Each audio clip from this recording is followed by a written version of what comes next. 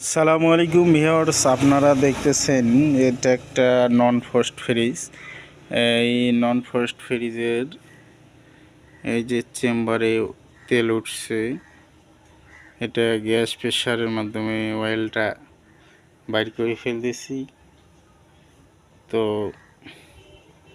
দেখেন কত সুন্দরভাবে বাইর হচ্ছে। তো আমি যে নিজের খেয়ে সময় লস করে আপনাদের শেখানোর উদ্দেশ্যে এই যে আমি ভিডিওগুলো দেই, কাজকে ফেলে রেখে। তো আপনারা লাইক কমেন্ট শেয়ার করলে না আমি উৎসাহিত হয়ে আরও নতুন নতুন আপডেট ভিডিও দেওয়া যায় কষ্ট করে। আপনাদের A to Z পর্যন্ত ইনশাল্লাহ কাজ শেখাবো, আপনারা যদি আমার প্রতিটা ভিডিও খেয়াল করেন। আসসালামু আলাইকুম।